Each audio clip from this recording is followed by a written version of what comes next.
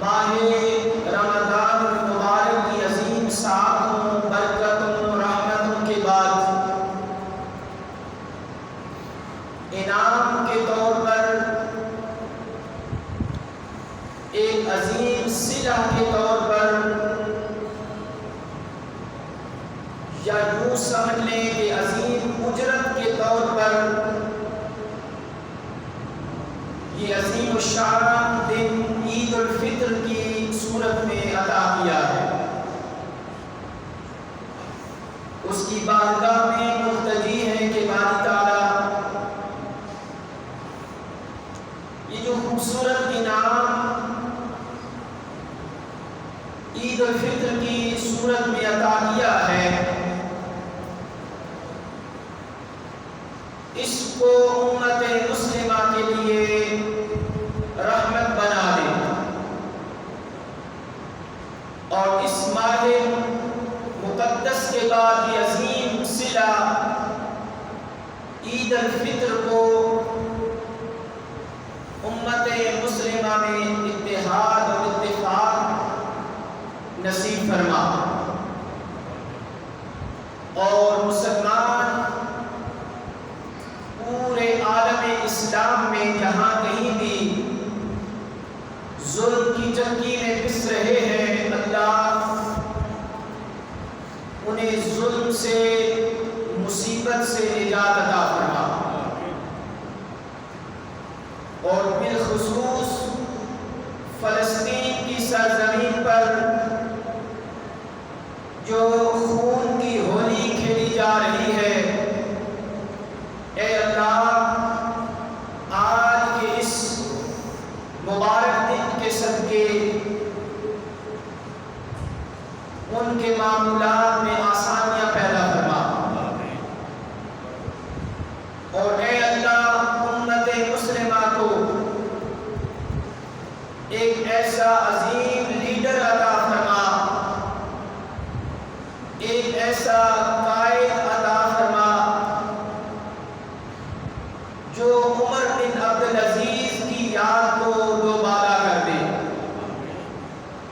جو سلطان صلاح الدین ایوبی کی یاد کو دوبارہ کر دے،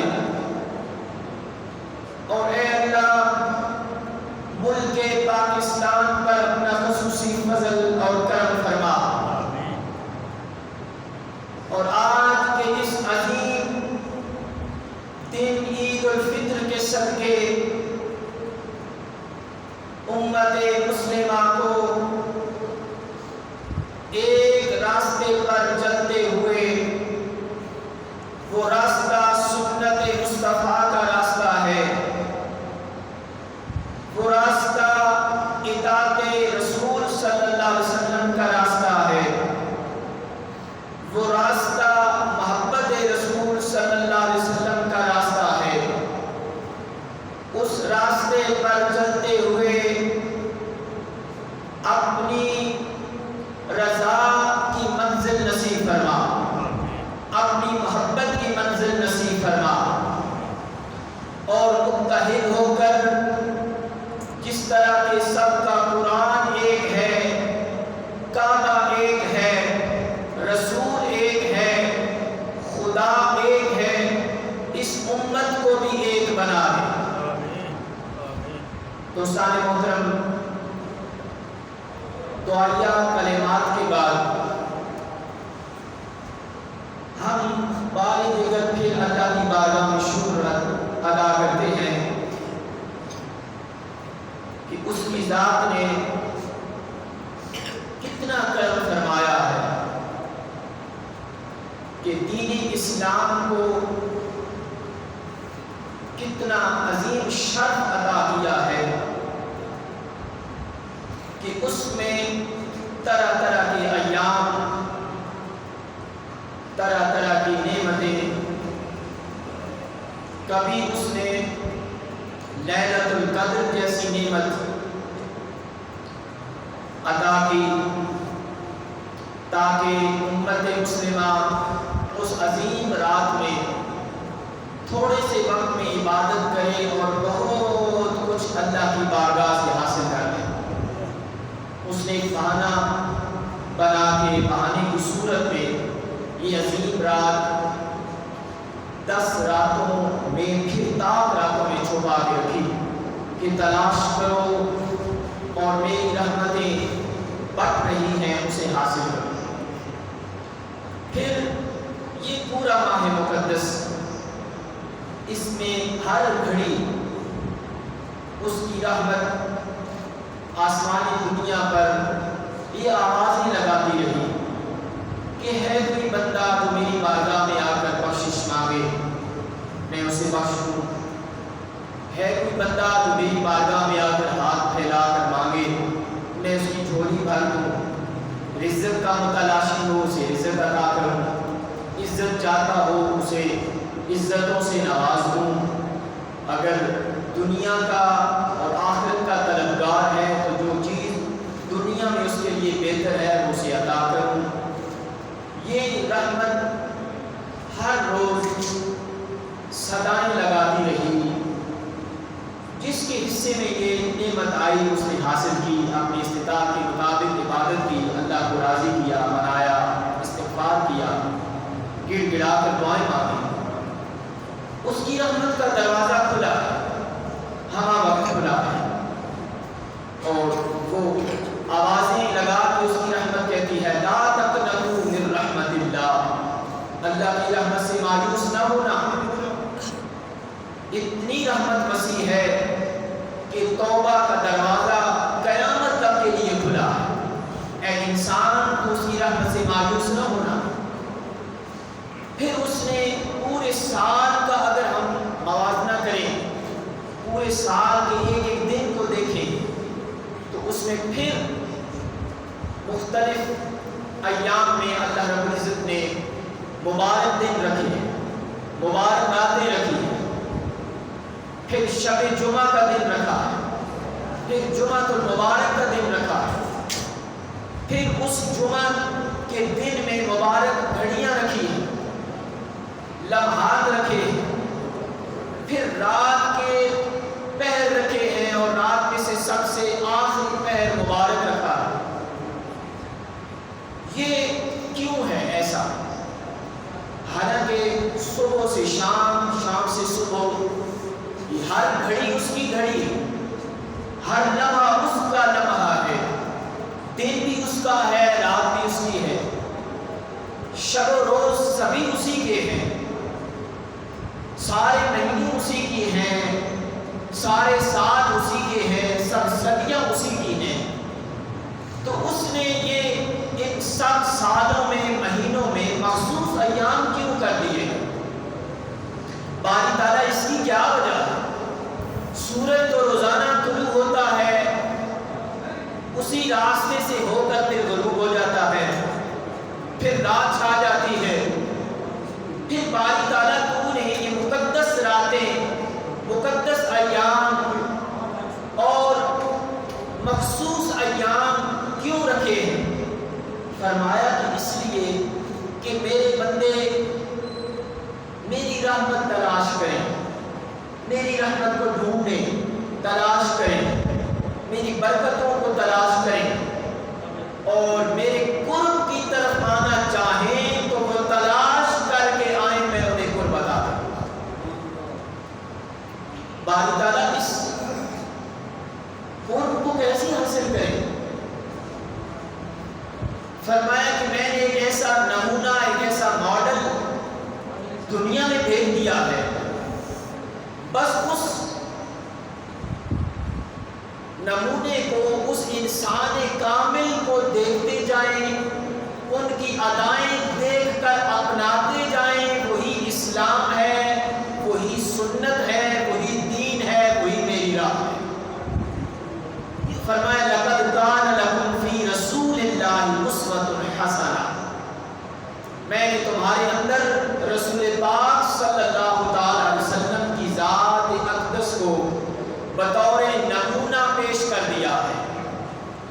اب اگر کوئی چاہے کہ میں رات کیسے بسر کروں تو میرے محبوب کی رات بسر کرنے کا مطالعہ کر لے، دیکھ لے اور اس طریقے سے بسر کر لے، میں اسے ثواب عطا کروں گا۔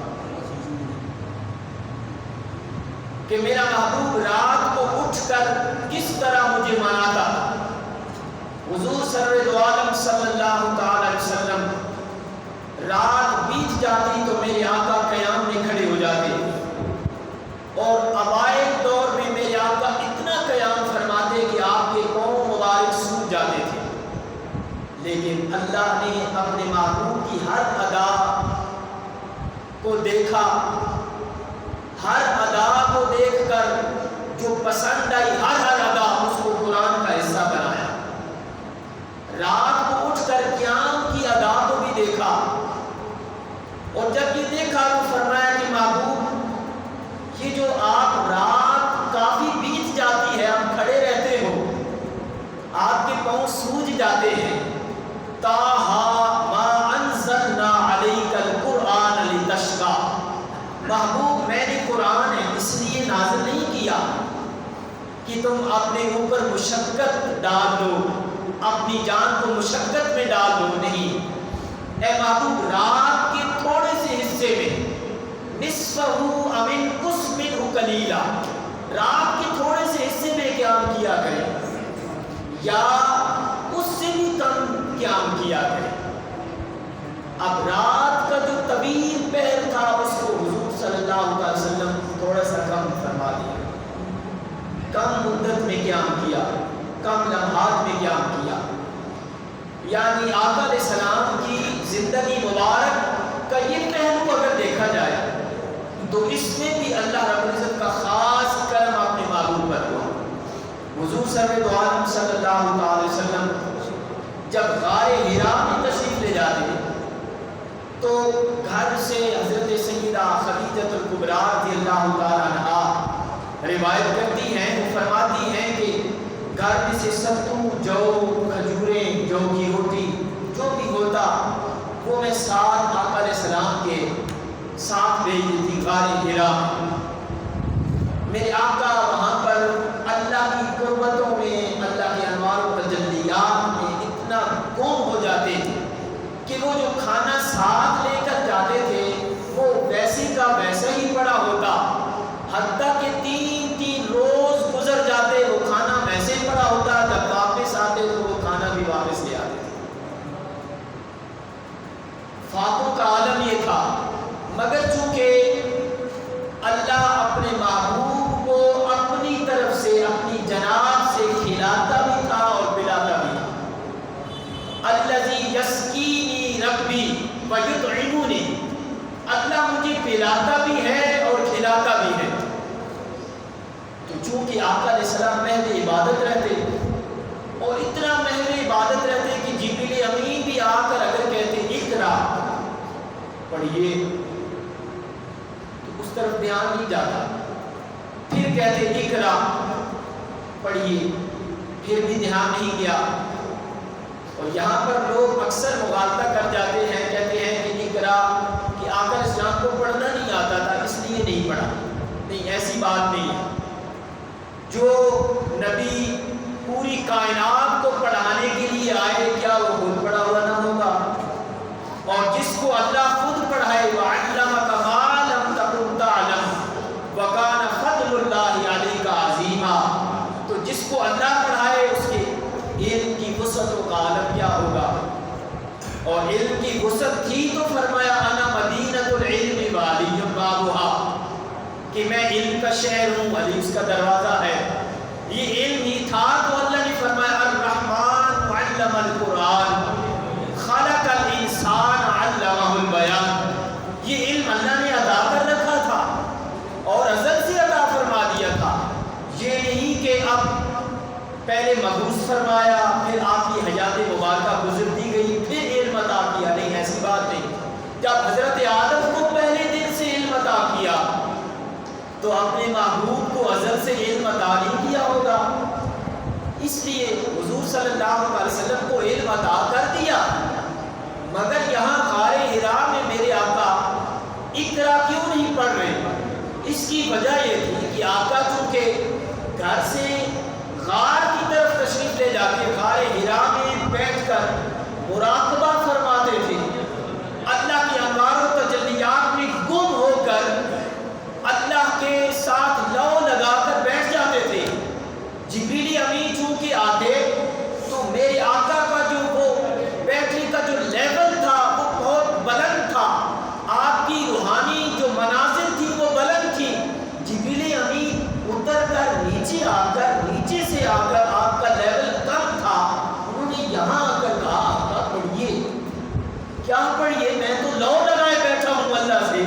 جب اس نے تیسری بار کہا اقرا بسم ربک الذی خلق، محبوب پڑھیے اس رب کے نام سے جس نے پیدا کیا ہے۔ جب رب کا نام سنا حضور صلی اللہ علیہ وسلم نے کہ اس رب کا نام لے رہا ہے جبریل جس کی لو میں لگائے بیٹھا ہوں اور ہمہ وقت اس کے انوار و تجلیات میں گم رہتا ہوں، پھر وہ ایک آیت نہیں بلکہ 5 آیات آقا نے پڑھا ہے۔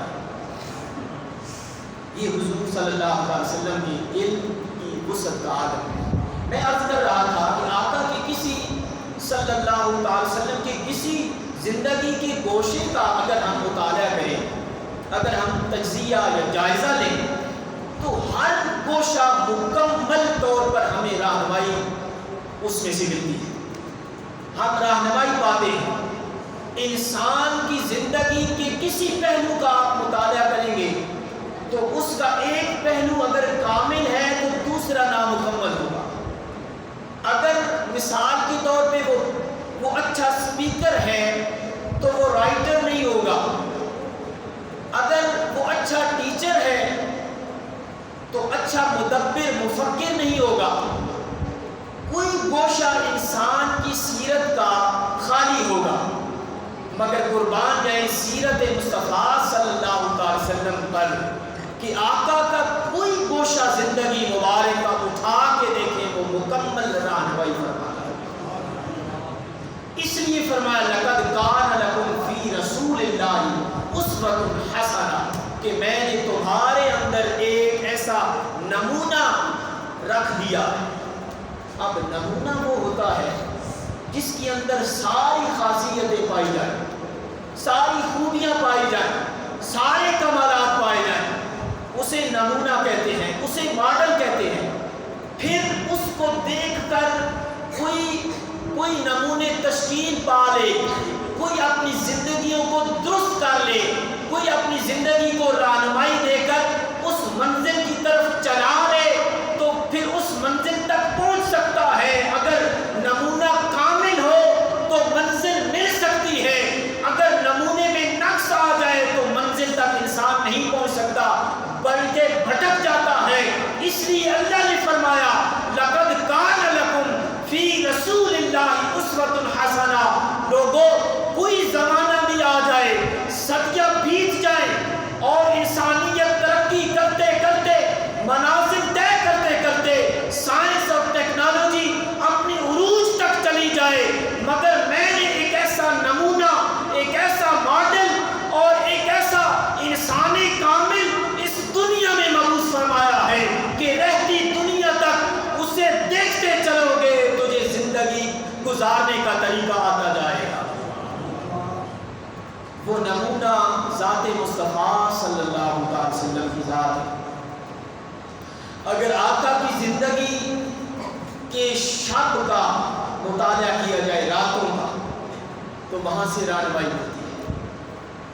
اگر دن پورا صبح سے شام تک آقا علیہ السلام کی زندگی مبارک کا مطالعہ کیا جائے تو وہاں سے رہنمائی ملتی ہے۔ حضور سرور دو عالم صلی اللہ تعالی علیہ وسلم اگر دشمنوں کے مد مقابل ہیں تو ان کے ساتھ کیسا سلوک ہے، سیرت مصطفیٰ سے رہنمائی ملتی ہے۔ میرے آقا اگر اپنے حجرات میں ہیں، ازواج مطہرات کے ساتھ ہیں، اگر کوئی شوہر ایز اے شوہر، ایک شوہر کے ناطے وہ رہنمائی لینا چاہے تو وہ حضرت سیدہ خدیجۃ الکبریٰ رضی اللہ تعالی عنہا کے شوہر کی زندگی کا مطالعہ کر لیں۔ اگر کوئی والد اور باپ کے ناطے رہنمائی لینا چاہے تو وہ حضرت ابراہیم اور حضرت سیدہ فاطمہ الزہرا کے باپ کا مطالعہ کر لیں۔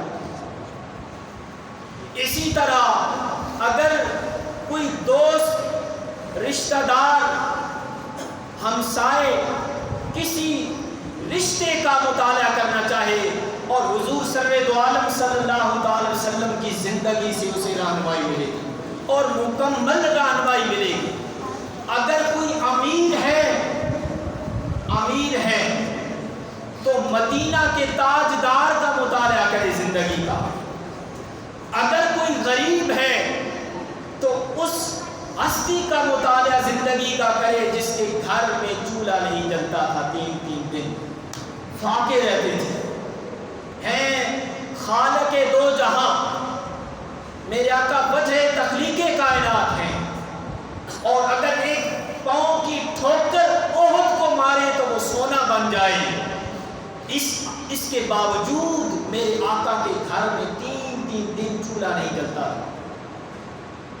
اگر کسی یتیم کو رہنمائی چاہیے، الم یجد کا یتیما فآویٰ، تو اے محبوب ہم نے آپ کو یتیمی کی حالت میں اس دنیا میں مبعوث فرمایا ہے تاکہ یتیم یہ نہ سمجھے کہ ہم بے سہارا ہیں۔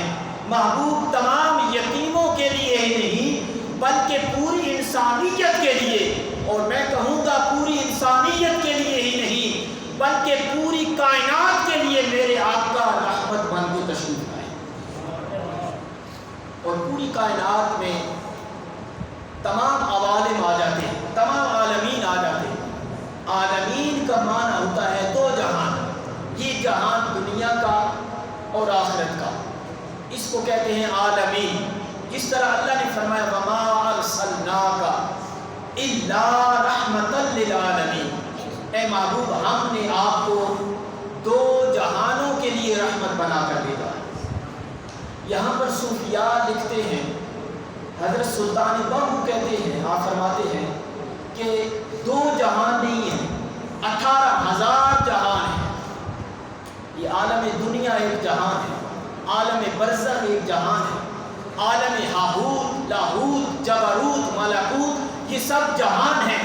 عالم ملکوت ایک جہان ہے اور عالم آخرت ایک جہان ہے، حتیٰ کہ پورے 18,000 جہانوں کے لیے جہاں تک جہان ہے وہاں تک میرے آقا کی رحمت ہے۔ وَمَا أَرْسَلْنَاكَ إِلَّا رَحْمَةً لِلْعَالَمِينَ۔ دوستان محترم، یہ ساری تمہید کے بعد بات یہاں تک پہنچی کہ باری تعالیٰ جب اسوہ کامل تو نے مبعوث فرمایا ہے تو زندگی گزارنے کا سلیقہ اپنے محبوب کو کے ذریعے انسانیت کو دیا ہے، تو وہ انسان کامل کی زندگی گزارنے کا عالم کیا ہوگا؟ فرمایا کہ جب میرا محبوب مکہ کی گلیوں میں چلے گا تو عام انسان بھی چلتے ہیں، انبیاء بھی چلے، حضرت آدم سے عیسیٰ علیہ السلام تک کئی انبیاء مکہ میں آئے، اور کئی انبیاء دوسرے ملکوں سے شہروں سے ہجرت کر کے مکہ آئے۔ وہ اس غرض سے کہ نبی آخر الزمان کی صحبت مل جائے، وہ اس غرض سے آئے اور وہیں پہ دفن ہوئے مکہ میں، کعبہ کے ارد گرد دفن بھی ہوئے۔ لیکن اللہ نے کسی شے کی قسم نہیں کھائی۔ بڑی ایک لذت کی اور لطیف بات عرض کرنے لگا ہوں کہ اللہ نے مکہ کی گلیوں کی قسم نہیں کھائی۔ حضرت ابراہیم علیہ السلام آئے، حضرت موسیٰ آئے، حضرت عیسیٰ آئے، حضرت داؤد آئے، حضرت سلیمان علیہ السلام آئے، مختلف انبیاء آئے۔ مکہ برکتوں والا شہر ہے، اس میں حرم ہے، کعبہ ہے، حجر اسود ہے، صفا و مروہ ہے، میدان عرفات ہے، مقام ملتزم ہے، میزاب رحمت ہے، حرم ہے پورا، اس میں کئی اللہ کی نشانیاں ہیں، شاعر ہیں، اور تاریخ بیتتی چلی گئی، اللہ نے کسی شے کی قسم نہیں کھائی۔ اگر قسم کھائی تو مکہ کی گلیوں کی قسم کھائی۔ باری تعالیٰ یہ مکہ کی گلیوں کی قسم کھانے کی کیا وجہ تھی؟ فرمایا کہ قسم گلی کی اس لیے نہیں کھاتا کہ اس میں حرم ہے، حجر اسود ہے یا کعبہ ہے یا اور مقامات ہے، نہیں، مکہ کی گلیوں کی قسم